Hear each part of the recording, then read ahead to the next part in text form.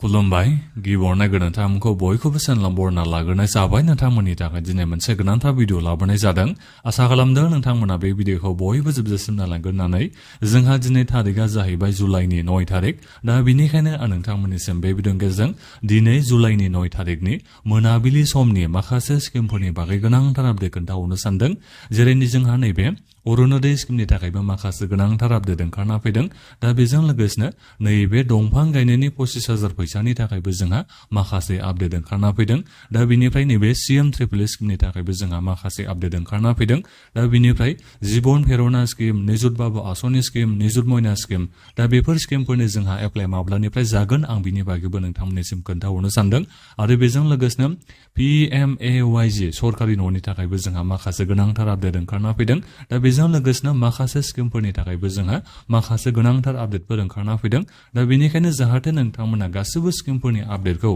नोंथांमोना मोजाङै मिथिना मोननो हायो बिनि थाखाय बे भिडिअखौ नोंथांमोना जोबजासिम नायलांबानो जाबाय दा बिनिफ्राय आङो नोंथांमोननिसिम मोनसे खावलायनायबो थागोरबाय गिबियावनो गासिबो नोंथांमोना अननानै चेनेलखौ साबस्क्राइब खालामनानै लाग्रोलायनानै जाहाथे नोंथांमोना बेबादिनो स्किमफोरनि आपडेटखौ नोंथांमोना बे चेनेलनि गेजेरजों जाहाथे मोनबाय थानो हायो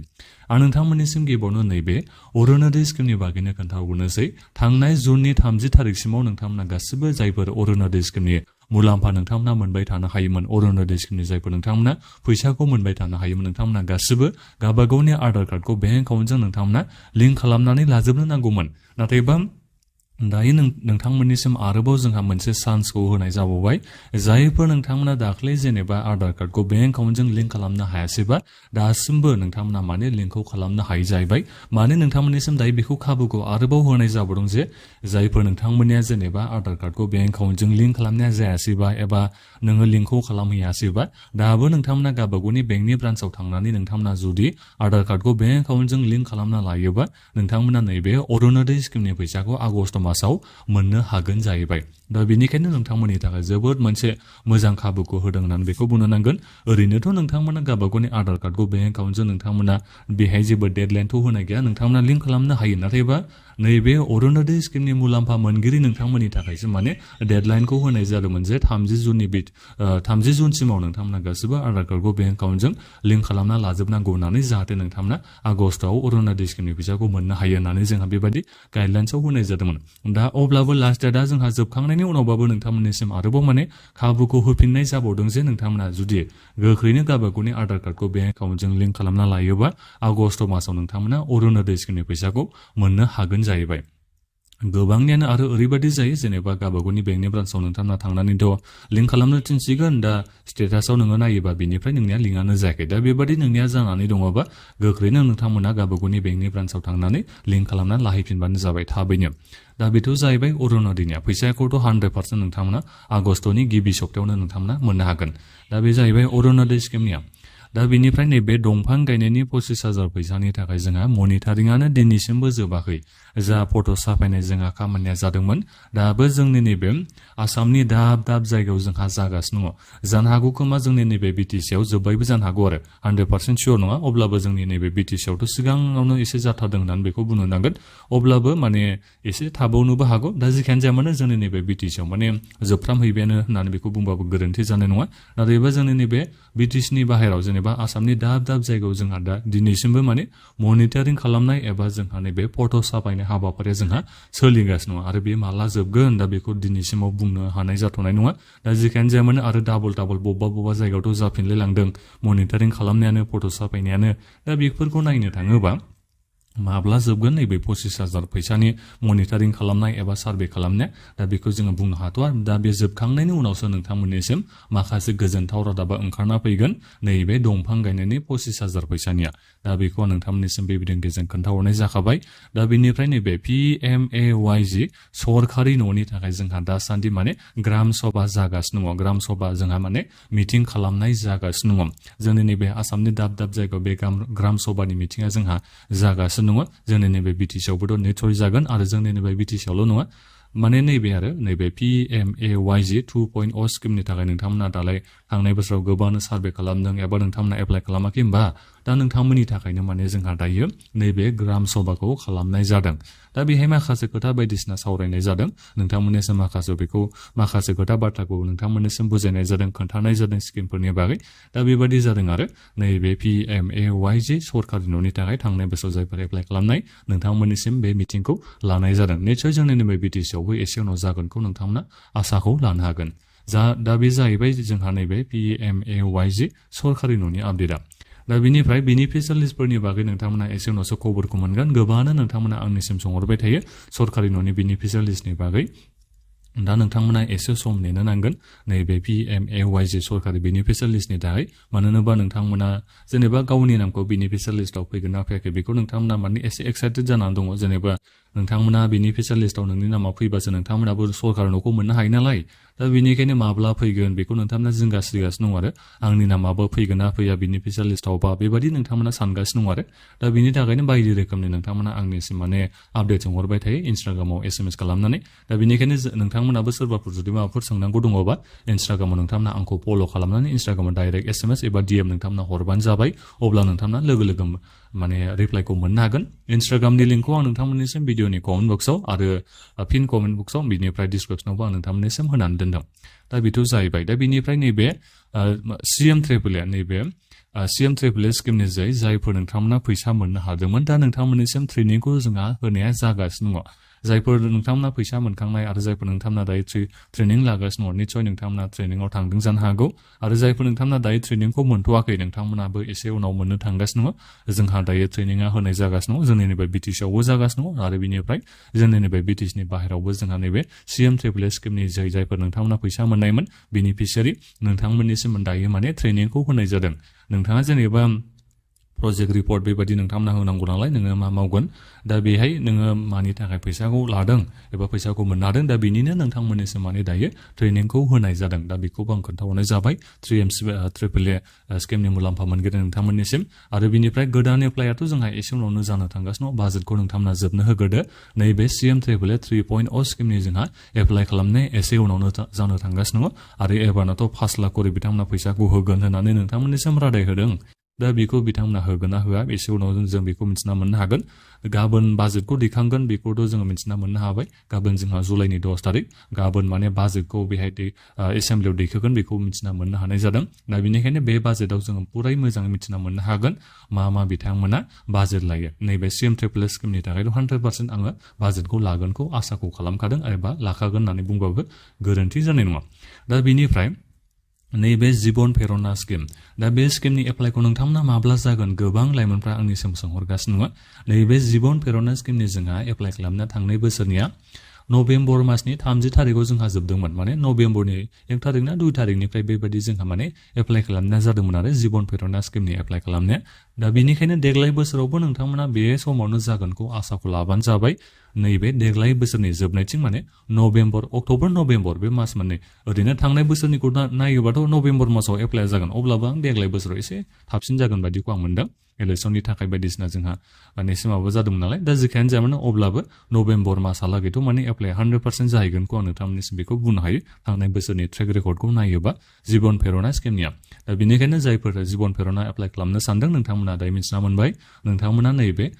बे बोसोरनि नभेम्बर मासनिफ्राय एबा नभेम्बर मासाव एप्लाइ खालामनो मोनगोन ना 100% दा बेनिफ्राय नैबे निजुत बाबु आसनि दा बे निजुत बाबु आसनि स्किमाथ' जोंहा नैबे डिसेम्बर जानुवारि बे मास मोननै बिथोराव जोंहा एप्लाइ खालामनाय जादोंमोन थांनाय बोसोरावसो दा थांनाय बोसोर माने देग्लाय बोसोरावबो एसे नांदेरदों दा बेनिखायनो बुंनो थाङोबा जायफोर नैबे निजुत बाबु आसनि स्किमनि थाखाय एप्लाइ खालामनो सानदों दा नोंथांमोनाबो डिसेम्बर जानुवारि मासखौ नेनो नांगोन अब्लासो नोंथांमोना एप्लाइखौ खालामनो मोनगोन आरो जुदि स्पिडै थाबसिनै एप्लाइ खालामनायखौ लाबोयोबाथ' जोबोद मोजांनि बाथ्रा नाथायबा थांनाय बोसोरनि रेकर्डखौ नायोबा डिसेम्बर जानुवारि बे मास मोननैयाव जोंहा एप्लाइआ जाखायो 100% सियर आं नोंथांमोननिसिम बेखौ बुंहरनाय जाबाय दायो जायफोर नोंथांमोना निजुत बाबु स्किमनि थाखाय एप्लाइ खालामनो नेगासिनो दङ दायो नोंथांमोना निसय मिथिना मोननो हाबाय दा बेनिफ्राय निजुत मयना स्किमनियालाय नोंथांमोना माब्ला एप्लाइ खालामनो मोनगोन निजुत मयना स्किमनि एप्लाइखौ माबायाव होनाय जायोमोन आगस्ट मासनिफ्राय जोंहा एप्लाइ खालामनायखौ लानाय जादोंमोन सिगां बोसोरफोरनिखौ नायोबा दा बेनिखायनो देग्लाय बोसोरावबो आगस्ट मासनिफ्रायनो जागोनखौ आसाखौ लाबानो जाबाय दाथ' जोंहा जुलाइ मास नालाय जुलाइ मासनि बाजेटआ जोबखांनायनि उनाव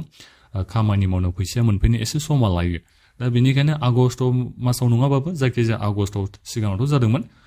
आगस्टआव देग्लाय जायाबाबो जायखिजाया सेप्तेम्बर बे मासालागैथ' जागोनखौ नोंथांमोना आसाखौ लानो हागोन नैबे निजुत मयना आसनि स्किमनि एप्लाइ खालामनाया जायफोर इलिजिबोल डकुमेन्टसफोरखौ रेडि खालामना लाखा आरो गावबागावनि आधार कार्डखौ बेंक एकाउन्टजों लिंक खालामना लाखा अब्लासो नोंथांमोना जिबन प्रेरणायानो जा निजुत मयनायानो जा निजुत बाबु स्किमानो जा दा बिनि स्किमनि फैसाखौ नोंथांमोना मोननो हागोन बेखौ नोंथांमोना मावनानै लाथारबानो जाबाय गावबागावनि बेंकनि ब्रान्सआव थांनानै आधार कार्डखौ बेंक एकाउन्टजों लिंक खालामना लाबानो जाबाय अब्लासो नोंथांमोना फैसाखौ मोननो हागोन दा बेथ' जाहैबाय आपडेटआ दा बेजों लोगोसेनो नैबे रेशन कार्डनिथ' जेबो आपडेट ओंखारना फैयाखै केवाइसि खालामनायाबोथ' जोंहा जोबफ्रामजोब्बायानो होननानै बेखौ बुंनो नांगोन दालि सिनि संख्रि जानाय थाव बेखौथ' नोंथांमोना मोननो थांगासिनो नङा एसे समल' नोंथांमोना नेनो नांसिगोन गाबोननो बाजेट दैखांनाया जागोन बाजेटआव नोंथांमोना गोबां रोखोमनि आपडेट बेहाय मिथिना मोननो हागोन मानो होनोबा नैबे हिमन्त बिश्व शर्मा बिथांमोना इलेक्सनाव देरहाखांनायनि उनाव बेनो जोंनि फैबाय थानाय 5 बोसोरनि माने फैबाय थानाय 5 बोसोरथ' नङा नैबे फाइनान्सियेल इयारनि जेनेबा गिबि बाजेट होननानै बेखौ बुंनो नांगोन इलेक्सन देरहाखांनायनि उनाव बियो माने फार्स्ट माने बाजेट आरो दा बेनिखायनो बे फाइनान्सियेल इयारनि थाखाय 2026-27 फाइनान्सियेल इयारनि थाखाय दा बिथांमोना माबायदि बाजेट लायो बेखौ जोङो गाबोन मिथिना मोननो हागोन दा बेनिखायनो आं खावलायखादों नोंथांमोनखौ बयखौबो नोंथांमोना माने निउसखौ गाबोन नायबाय था होननानै नोंथांमोना माने मोजाङै मिथिना मोननो हागोन नोंथांमोननि थाखाय मा बाजेटखौ लादों लायाखै बिनि बागै दा बिनिफ्राय नैबे मा होनो बेखौ फार्मार आइडि खालामनाय दा बे फार्मार आइडि खालामनाया हले दासान्दि माने गोबां माने बिनि बागैनो सावरायनाय जागासिनो दङ एसेम्ब्लियावबो आंबो नोंथांमोननिसिम बेखौ मैयानो दाख्लै बुंहरनाय जादों एसेम्ब्लियाव माने बे फार्मार आइडि रेजिस्ट्रेसन खालामनायनि बागैनो माने जोबोद माने रायलायनाय सावरायनायखौ जोङो नुनो मोननाय जादों माने नैबे फार्मार आइडिखौ नोंथांमोना देखायबासो माने इउरियाखौबो मोननो हासिगोन बेबायदिबो जोङो सावरायनायखौ नुनो मोननाय जादों दा बेनिखायनो जोबोद माने गोनां जाथारसिगोन होननानैथ' बेखौ बुंनो नांसिगोन सिगाङावथ' नोंथांमोना आधार कार्ड ना पान कार्ड जायखिजाया बेबायदि मोनसे डकुमेन्टस होनानै नोंथांमोना माने नैबे इउरिया माबा मोनसे मुलिखौ हासारखौ नोंथांमोना बायनो हायोमोन दा एबाराव माने फार्मार आइडि देखायबासो नोंथांमोना माने बे इउरिया माबा माबिखौ दखाननिफ्राय बायनो हागोन बेबायदि खालामनायनि खोथाबो जों एसे माने सावरायनायखौ दायो खोनानो मोननाय जादों एसेम्ब्लियाव मैया दाख्लैसो सावरायदों आंबो फल' खालामगासिनो दङ दा बेनिखायनो आंथ' नोंथांमोननिसिम बुंहरखायो दानो फार्मार आइडिखौ गासिबो खालामना लाखालायोबा मोजां जागोन नोंथांमोननि थाखाय मुलाम्फाबो जागोन आरो बेजों लोगोसे PM किसानानो जा जिखियानो जाया स्किमानो जाया मानो बेखौ डाइरेक्ट लिंक खालामना होनाय जादों नैबे फार्मार आइडिनि जेनेबा बाथ्राया ओरैबो आरो जेनेबा नोंनियाव बे फार्मार आइडि थाबानो दि नोङो PM किसाननि मुलाम्फा मोनगोन बेबादिबो नङा जाहैबाय आरो माने नोंथांमोननियाव कम्पालसरि जायफोर नोंथांमोना आबादारिफोर नोंथांमोननियाव फार्मार आइडिया थाखानांगोन दा बेनिफ्राय बबेबा मोनसे स्किमनि थाखाय नोङो इलिजिबोलबा नोङो माने स्किमनि मुलाम्फाखौ मोननो हागोन जाहैबाय जेरै सोरबा पलिटिशियान साख्रियावला नोंथांमोनाथ' PM किसाननि मुलाम्फाखौ मोननो हानाय नङा अब्लाबो नोंथांमोना माने नोंथांमोननियाव फार्मार आइडिया थानांगोन जाहैबाय निसय नोंथांमोनाबो जायफोर साख्रि बाख्रि मावबाबो निसय आबादनि खामानिखौ नोंथांमोना मावो जानो हागौ आबादारिफोर नोंथांमोना जानो हागौ दा बेनिखायनो नोंथांमोनाबो फार्मार आइडिखौ खालामनांगौ जाहैबाय गासिबनियावबो माने फार्मार आइडिया थाजोबनांगौ जाहैबाय आरो दा बिनिफ्राय स्किमफोरनि इलिजिबोल क्राइटेरियाखौ नोंथांमोना फुलफिल खालामबासो डाइरेक्ट नोंथांमोना स्किमनि मुलाम्फाखौ मोननो हागोन जाहैबाय दा बेखौबो आं नोंथांमोननिसिम बे भिडिअनि गेजेरजों खोन्थाहरनाय जाखाबाय दा बिनिफ्राय साननैसोनि उनाव माने बेबादिनो माने जायगा फैनानै फार्मार आइडि खालामनायजों लोगोसेनो PM किसाननि एप्लाइ खालामनायखौबो माने खालामफागोन जाहैबाय बेखौ मिथिना मोननो हानाय जादों दा बिनिफ्राय जेनेबा हानि नामा नोंनि बिफानि नामाव दङ जेनेबा बिबौनि नामावनो दङ नाथायबा नोंनिसिम दायो हाया फैयाखैबा नोंनि नामाव हाया फैयाखैबा दा बे नामखौ नोंथांनि नामाव खालामनायनि थाखायबो जेनेबा नोंनि बे हाखौ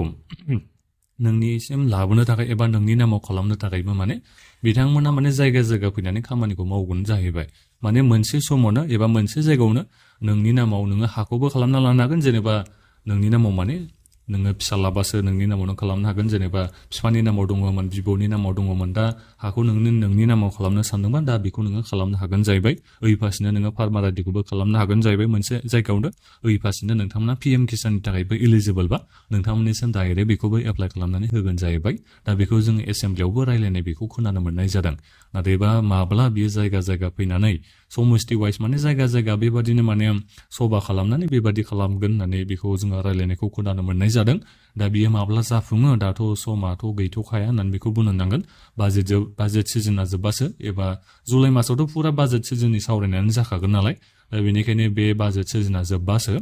आगष्ट सेप्तेम्बरनिफ्राय जागोनखौ नोंथांमोना आसाखौ लाबानो जाबाय आरो नैबे फार्मार आइडि नाम नोंनि नामाव हाखौ नोंनि नामाव खालामनाय PM किसान एप्लाइ खालामनाय दा बेखौ नोंथांमोना आगष्ट सेप्तेम्बरहालागै जागोनखौ आसाखौ लानो हागोन नोंथांमोना बबेबा मोनसे दाबसे सभा बेबायदि जाफैगोन दा बेवहाय नोंथांमोना थांनानै बेखौ बानायना लाहैबानो जाबाय ओरैनो फ्रियावनो नोंथांमोना बेखौ माने बानायनानै मोनगोन जाहैबाय एबा नोंथांमोननिसिम बानायना होगोन जाहैबाय दा बेखौबो आं बे भिडिअनि गेजेरजों खोन्थाहरनाय जाखाबायानोसै दा बे भिडिअ बेखिनियानोमोन आं नोंथांमोननिसिम जिखिनि आपडेट आं खोन्थाहरनो सानदोंमोन दा बेखौ आं खोन्थाहरजोब्बाय दा बेखिनियावनो माबाफोर नोंथांमोना जुदि सोंनांगौ दङबा माखौबाफोर नोंथांमोना बुजिनानै मोना हासिबा बेखौ नोंथांमोना बयबो भिडिअखौ मोसौ कमेन्ट खालामबानो जाबाय आरो आंथ' नोंथांमोननिसिम खावलायखादों इन्स्टाग्रामाव नोंथांमोना जुदि माबाफोर सोंहरनांगौबा डाइरेक्ट DM एबा SMS हरनानै नोंथांमोना सोंहरबानो जाबाय इन्स्टाग्रामनि लिंकखौ आङो भिडिअनि कमेन्ट्सआव आरो नोंथांमोननिसिम डिसक्रिपसन बक्सआवबो होनानै दोनदों गासिबो नोंथांमोना फल' खालामनानै आंनिसिम SMS खौ हरबानो जाबाय अब्ला लोगो नोंथांमोना रिप्लाइखौ मोननो हागोन दा बे भिडिअ बेखिनियानोमोन बयनिसिमबो बे भिडिअखौ नोंथांमोना दानिया शेयारबो खालामना होबानो जाबाय गोजोन्थों